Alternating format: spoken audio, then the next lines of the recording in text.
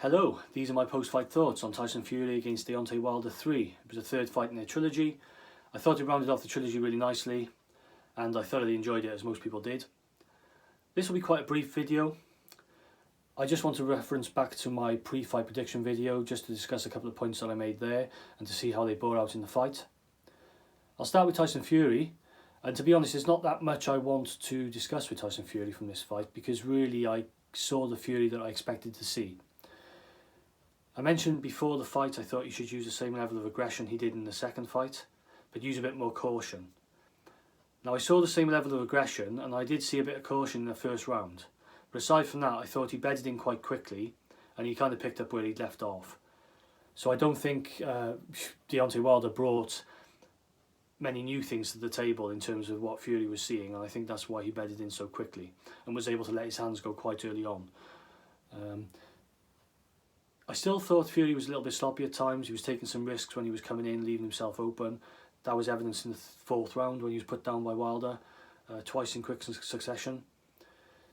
But other than that, we really just saw kind of a follow-on from the previous fight where Fury was able to use his superior skills and boxing IQ, was able to gradually wear Wilder down, and in the end, as we know, 11th round KO for Fury. Moving on to Wilder,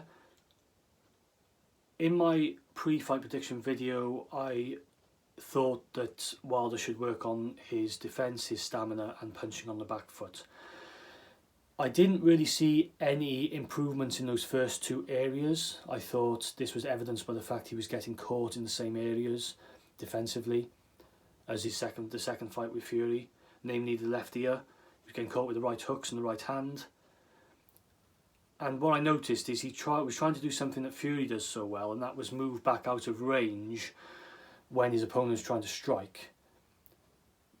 But whereas Fury has the footwork and the pivoting at the waist used simultaneously to achieve that exiting of range, Wilder just doesn't have the footwork to do that, so he just really relies on pivoting at the waist, and it's not enough when you're going up against a guy with the range of Fury.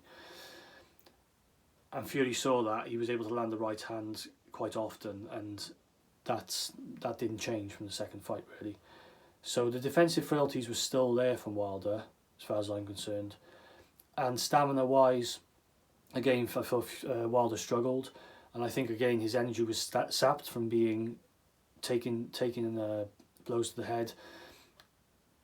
I thought that Wilder tried to use his jab a bit more, especially early on, and he was trying to look to the body a bit more. So you can see that Malik Scott had worked on a couple of things with him and tried to round his game out a little bit. In terms of what I mentioned before the fight about the back foot punching, I didn't really see too much of that, although when he put Fury down in the fourth round, I don't think he was necessarily on the front foot. I think he was slightly on the back foot, but I don't think I could pick out and say specifically that was something that, you know, a game plan they'd gone in with. So some improvements in Wilder's variation, but again, as the fight wore on, he slipped back into his old mode, and he was just looking for the single punch. He was just looking for the knockout. He wasn't really setting things up properly. He wasn't looking for any combinations. Wasn't looking for the body anymore. He started headhunting a bit. I felt. I think all that played into Fury's hands, and Fury was able to pick him off, and then down the stretch, as we know, in the 11th round KO. So, again, impressive from Tyson Fury. I was quite impressed with Wilder as well, and I've gained quite a lot of respect for him over the trilogy because of his fighting spirit and his heart, determination, didn't quit, never gave up, was always in the fight, kept us glued to the screen thinking, will he catch Fury even in the 11th round? What if he just throws a bomb? What if he catches him? Put him down in the fourth round. So he's had that success. So I don't think his stock has necessarily fallen or plummeted. I think there's still big fights to be made with Wilder. But I'd like to discuss where I see these guys going and what I think I'd like to see happen in the future in another video that I'm planning, which is to talk about the heavyweight division a bit more generally. So I'm going to leave it there, guys. They're my thoughts on the fight. Really enjoyed it. I think it sets up the division quite nicely moving forward, the way it went. Thanks for watching. Leave me your comments. Let me know what you thought of the fight and where you see things going from here.